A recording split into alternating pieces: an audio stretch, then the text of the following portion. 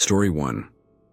I was at my grandparents' house one night. My grandmother then came into my room at 3:30 in the morning and told me, "Your grandfather needs your help. Get up."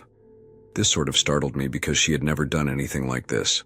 I go out to where my grandfather is right outside the door that goes into the garage, and he tells me, "The garage door just went up and down 6 or 7 times. We need to check it out." I obviously said all right, and we went into the garage only to find the pull string that prevents the door from opening, which can only be pulled from the inside, was pulled. He looks at me and says, "We have to go outside to fix it so no one can get in." We then head outside, and when we rounded the corner to look at the garage, the motion lights came on, and there seemed to be scratches on the door. He and I fixed the door and went back to bed. About 2 weeks after this, I was staying there again and woke up at around 2:30 in the morning to hear stomping in the kitchen, which is very close to my room. I get up and hear the stomps come closer to my door and stop. I figured that my grandfather was adjusting the thermostat. I opened my door to see what was going on, only to find that everyone in the house was asleep and all the lights were turned off. Needless to say, I didn't sleep well that night. A few weeks passed, and I went over there on a weekend because I had nothing better to do.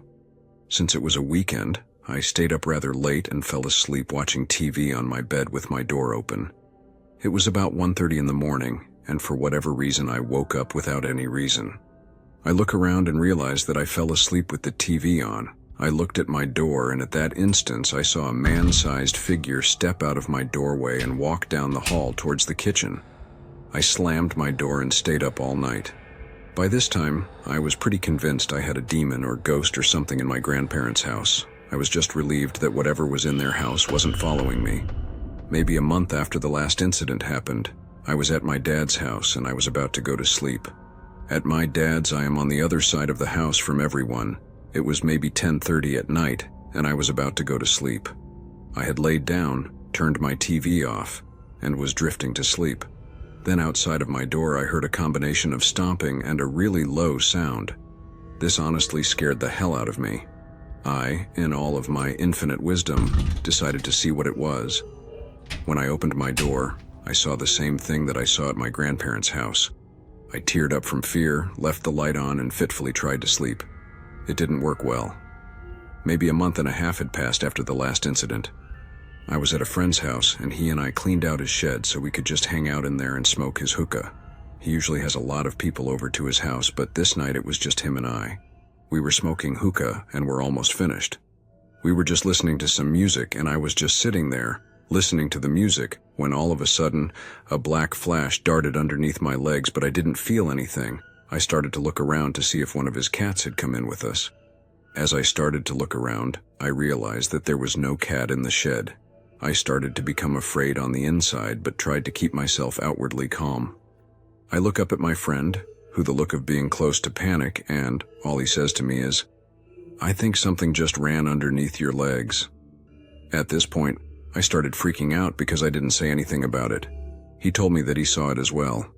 We both ran out of the shed and went into his house and just watched TV until we calmed down and went to sleep. This was the last time anything like that had happened. Story 2. I grew up in a house that was, years after we moved in, found to have a hidden torture chamber behind a false wall in the basement.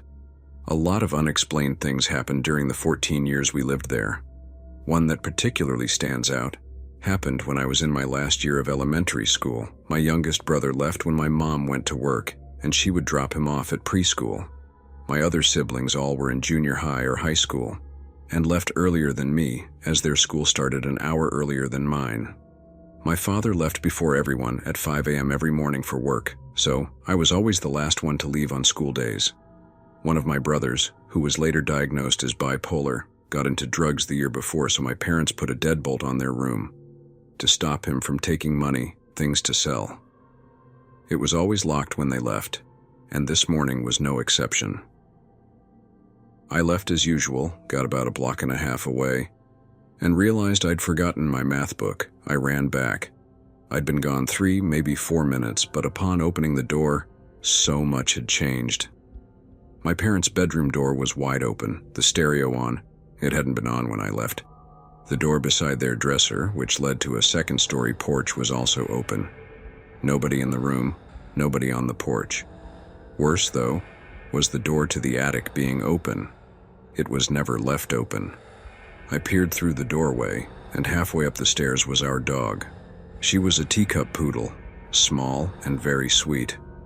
But right now she was standing, shaking on the stairs, her teeth bared, emitting a very low growl. I went up as quietly as I could, keeping my eye on the dark blob of shadows at the top of the stairs. I'd just gotten to where I could reach her when it felt like a breeze hit me, carrying a sickly, sweet but rotten smell, not unlike the bottom of a well-used garbage can. There were no open windows in the attic. I reached down to pick up the dog, and when I looked up again, the shadow blob had moved. Scared now, I snatched the dog and ran down the stairs, slamming the door shut. I ran down the other stairs to the first floor, still holding the dog, and out the door. I never told anyone about it. When I went home that day, my parents made no mention of their door being open or the stereo on, so I'm guessing that things were set right before they got there. For the rest of that school year, I went to my friend's house every morning to walk to school with her after my siblings left. Story 3. When I was 16 and learning how to drive, I had something happen to me that I can't explain, and still creeps me out a bit to this day. I was out in a driving school vehicle with the driving instructor. We were probably an hour into the 2-hour session. It wasn't my first time driving, and it wasn't my first time driving with one of the school's instructors, so I was pretty calm and relaxed and pretty much knew what I was doing at this point. Anyway, we're headed down this road and approaching a stop sign. It's still light enough to see what's coming without headlights, so it's not like it's hard to see. I was probably going maybe 35-40 mph. It was in a residential area, but on the edge of it. No homes were along the road I was traveling or down the cross street with at the stop sign. It was a 4-way stop because as we approached, I remembered seeing people stopped on the cross street waiting. Maybe 200-300 yards away from the stop sign, the driving instructor says to me, "Make sure you stop at the sign ahead." I think to myself, why would just remind me to stop at the sign?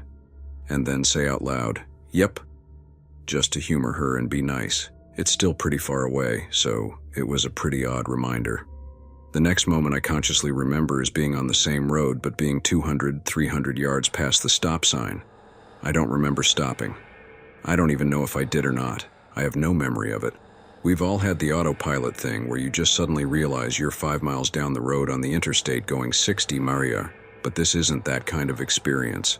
Just as my conscious mind picks up and realizes that we're past the stop sign. And I have no memory of the past 2-3 minutes, the driving instructor turns to me and says, "Did we stop at the sign?" I looked over at her, and we both knew. We didn't even need to say it. We both knew. It didn't need to be discussed. Neither of us remembered if we stopped at that stop sign. We don't know what happened for those 2-3 minutes. Story 4. One of my close friends lived next to a house that was always vacant. It would sell, people would move in, and then one day they'd be gone and the house would be up for sale again. One summer, when the house was listed again and the last family had moved out, we decided to go take a tour and eat some Jack in the Box we had picked up. We weren't very smart sometimes and thought it would be cool to play chicken with whatever was haunting this house. My friend was really skinny and crawled through the dog door that led straight into the kitchen, then opened the back door for me.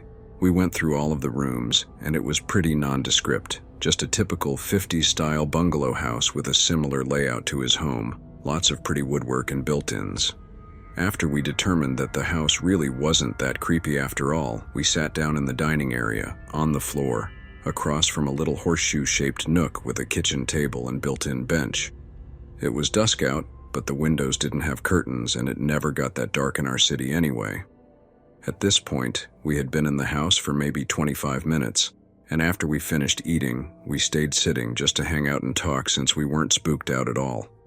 All of a sudden, mid-sentence, completely out of nowhere, my vision went black, and I felt this eerie coldness wash all over me. I'm getting chills thinking about it. A feeling so thick I felt like it penetrated through my body down to my bones. At the very same moment this happened, my friend screamed. I virtually could not see anything and was groping around trying to find something to grab onto, and I felt so unsettled and cold. There's really no other word for it. After what felt like hours, I felt my friend's hands in mine, and he pulled me to my feet and dragged me through the house to the back door. He kept pulling on my arm, and I still couldn't see anything. We got outside and slowly, you know that feeling when you get a whole body shiver and it runs down your spine? As soon as I was outside, that's what I felt. Except this was a whole body shiver that started at the tip of my toes and went all the way up to my scalp. And unexpectedly and suddenly I could see again. My friend was as pale as a sheet and looked absolutely terrified. I felt off and sort of gross, I guess is the best word, and in shock. I told him that I couldn't see at all until I was outside and that it felt like I had been enveloped in blackness. He was just staring at me, and I finally asked him why he had screamed. He hugged me and told me that he pulled me out of the house as soon as I started reaching around like I was blind because a little girl who was completely black and yet see-through crawled out from under the table we were across from and sat on top of me. Story 5. The house I grew up in was very strange. My friends did not like to spend the night and said that they had weird dreams there. At night it often sounded like someone was moving furniture around in the living room. My mom and I would randomly smell cigar smoke when no one in my house smoked. We would catch movement out of the side of our eyes and nothing was there. Our dogs would suddenly leap up and follow something with their eyes or would start wagging their tails for no apparent reason. I once had a dream about a man wearing a red plaid shirt with black hair and a mustache leaning on the fence in the backyard. It was so striking that it just stuck with me for about a week before I mentioned it to my mom, and she had experienced a dream about the man in the past. We think that might explain the cigar smell. I was once home by myself and washing dishes when I heard the wood floor creaking behind me like someone was walking on it. I spun around, but no one was there. I went back to washing dishes and there were a few creaks closer. I turned around and asked whatever it was to stop. It did. The most unexplainable thing happened one night when I woke up to a scratching and rustling noise in my room. I thought that someone had broken into the house and was in my room, so I lay still for about 10 minutes as the noise continued. Then music from the music box on my shelf started playing.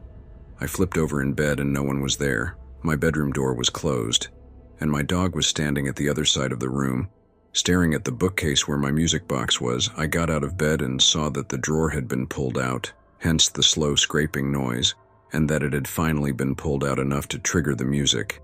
It was on a flat surface, so it couldn't have slowly slipped, and it was too high for my dog to reach, even if he had the capability of being able to bother it. My mom said that the person my parents bought the house from was a widowed father with a young daughter. His wife had died from cancer in a home hospice in the house. She said that when I was a baby, she would hear me laughing and babbling when I was alone in my crib, and when she would look in the nursery, I would be looking up at something. For some reason, she felt like it was connected to the woman. Story 6. I was 10 years old, and it was the day before Mother's Day, and my dad had taken my older sister and me to the mall to get her a present. This was like a weeknight though, so the mall was pretty dead, aside from a bunch of mall rats, as what my dad called them. They were just either really old people who sat on the benches and stared at people, or gothic teenagers who had all the piercings and mohawks and stuff. Anyway, the shopping is done, and I have to go to the bathroom. My dad and sister wait on a bench, and I walk through these double doors that open up to a long corridor and lead to the bathrooms all the way at the end. I walk down and peek inside the bathroom. There are only 2 stalls, but for some reason the main door is propped open. I went in anyway because I really had to pee, so there I am, sitting on the toilet doing my business when I hear voices coming down the corridor. They sounded like a group of teenage gothic mall rats. I stand up, flush the toilet, and I'm about to open the door when I hear one of them come into the bathroom. I froze because I thought it was weird for a guy to come into a girl's bathroom. There was a moment of complete silence, and then I saw a pair of black heavy boots approach my door.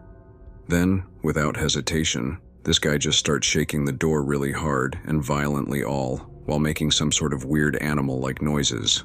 I sit back down on the toilet and almost start crying because I have no idea what's going on. The guy looks in the cracks in the door and I can see that he has one of those huge septum rings, and it freaks me out even more. I hear the other guys that are standing in the corridor outside of the bathroom say, "Just grab her leg from underneath." And so this guy starts sticking his hands underneath, trying to grab me, but I pulled my legs up on the toilet, and start hitting his hands with my little purse. Then he goes into the next stall and tries the same thing. The entire time he's like grunting and making weird sounds. I was so freaked out. I also couldn't speak for some reason. I was like frozen and my mouth couldn't form any words. Then I hear one of them say something about a cop car parked out front, so they all leave through a side exit. I sat on the toilet paralyzed with fear, and my squeezed eyes shut for a good 5 minutes trying to convince myself that it all didn't happen. But when I opened my eyes again, I could see the boot prints on the tiles of the floor and it made me more scared. Finally, my sister comes in asking me why I'm taking so long, and I burst out of the stall, crying my head off and booking it down the corridor and back to my dad. Story 7. My family owns a large farm in South America. It has been in our family for many generations, and the main house is about 150 years old. It is a big house, typical of colonial times in a rural town. Our neighbors are our family, and our distant neighbors are the descendants of the original laborers on the farm. Anyway, there are a lot of legends surrounding our farm, ranging from hidden treasures to relatives who were long dead haunting the avocado orchards. My mother even claims to have seen dwarves in the surrounding mountains when she was a child. The mountains, it turns out, have ghost towns in them that I used to play in as a child. The place is pretty creepy, and up until recently, there was limited electricity, and it got dark and quiet quickly. None of this scared me too much, but the place always has that heavy feeling, like the air is heavy or something. Despite hearing a ton of different legends surrounding our farm, 2 things happened to me that I can't explain and that freak me out to this day. One, when I was 11 or so, I went out to the stables because I saw that a large group had gathered. Inside there was commotion because apparently all the horses had their manes and tails braided into dozens, if not hundreds, of tiny braids. We have a lot of horses, and these were seriously tiny braids that must have taken many people many hours to do.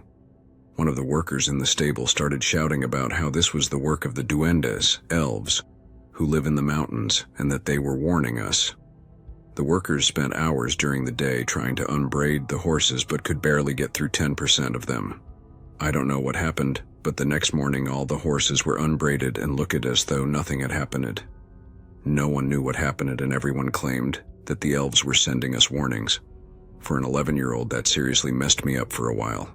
Story 8. When I was 10 years old, I lived in a house that gave me the creeps, even during the day.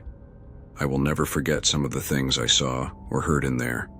It was October of 2003, and the day had been a calm, uneventful one. I had just fallen asleep, and the lights in the house were all out.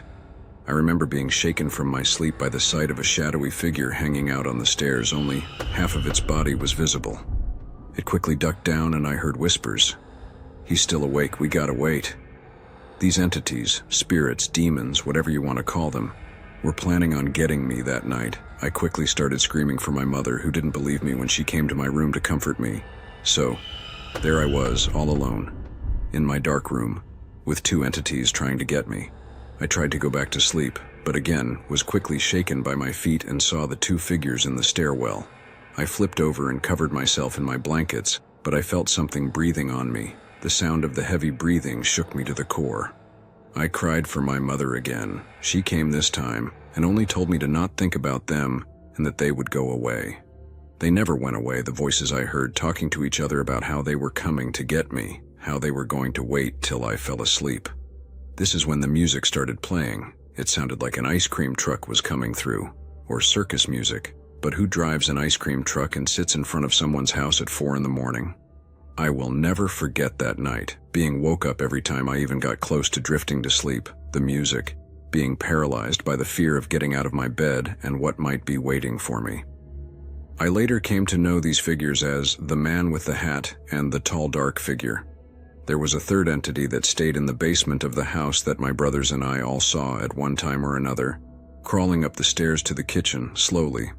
A part of me wants to go back to that house and face my fears, but in reality, retelling this story brings me down to my knees in fear and uncertainty.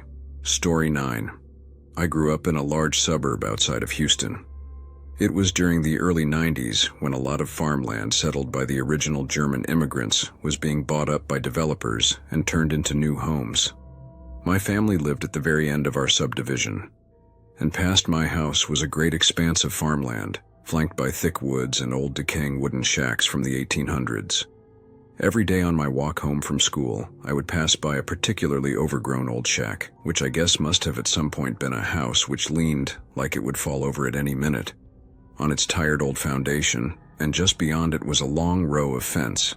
It was my daily commute to and from elementary school, and I'd walk by it, pick up interesting rocks and things, and I never thought much of it. There was always construction while the subdivision was expanding, so they had dug long trenches for what I suppose was for sewer, and erected electrical lines through the farmland.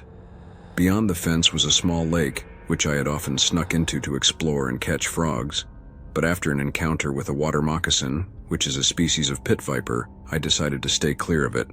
The farm had cows that would meander through the meadow, and one large black horse. A storm had rolled in during the previous night, and I remember that the clouds were so thick and black that it felt like night when I arrived at school.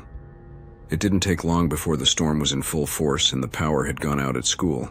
Our teacher decided to have us all sit together on the floor and read to us for the rest of the day, which was fine by me. The storm had passed, but the darkness lingered when I got out of school.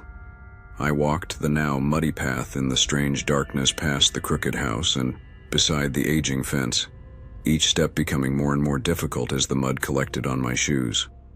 That's when I heard a thrashing. The cows weren't there, but I remember clearly that old black horse. I remember thinking that it was sick or injured or something. Its black coat was slick, and steam was rising off its body in the cold air.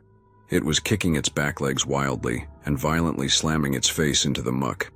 It had a weird look to it, not like it was panicking, but like it was calm, and it didn't look to be out of breath. Again, it slammed its head into the mud and kicked out its legs, then shook its head from side to side furiously. I stopped to watch it. Looking back, I wish I had just kept walking. I remember that after a minute or two, it stopped and looked up at me, the grime sliding off of its face. It must have been in a matter of a second, because I had no time to react and the horse had charged towards me. It didn't jump over the fence, but instead lowered its massive head and tore through the gap between the fence boards. The wood cracked and splintered as its muscled body strained, and its long neck extended through the gap. The horse savagely lashed out and started snapping at me. With its entire body covered in huge swollen muscles, it would recoil, then slam all of its weight back into the fence, attempting to break the boards. It did that again and again. Its enormous broad teeth came inches from me, and I fell out of my shoes backward, leaving them stuck in the mud. It's a miracle that the fence was holding it back. I could see it clearly now. The horse was burned badly. The skin around its mouth had been seared off, and tendrils of pink, bloody skin snaked their way over its face like a spider web. The absence of skin made its teeth seem even larger, its black gums exposed and its mouth frothing with spit that I could feel hitting me in the face. At that moment, I was absolutely terrified that this horse would kill me. I remember wanting to get up, but the thick mud had me trapped. I also remember the smell. It was like sulfur, a mixture of wet animals, burned meat, and singed hair. But what has stuck with me the most were its eyes. They were cloudy like black ink poured into milk. As it struggled to reach me through the fence, its nostrils flared, and I could feel the heat of its breath on me. Its teeth snapping shut over and over. The clacking noise of the heavy teeth slamming together was deafening. I left my shoes and ran home. I remember my mother screaming at me about the mud when I stormed in. I told her about the horse that had nearly killed me and that I had left my shoes there in the mud. She grabbed me by the arm and was going to make me take her back there to get them, but I cried and screamed not to go, so she went alone. When she got back, she had my muddy old sneakers in her hands, and she told me that she saw the horse. It was dead. A farmhand was dragging its body behind a tractor, and he told my mom that the horse had died earlier that day. One of the power lines that had been installed running through the meadow was knocked over during the storm, and the horse must have been near the lake because it had been electrocuted and killed. He said that it had died instantly beside that lake when the power went out hours ago. The end. Thanks for watching. Don't leave before leaving a like to this video. Also hit the subscribe button to support my work. And as always, have a horrific nightmare, my dear.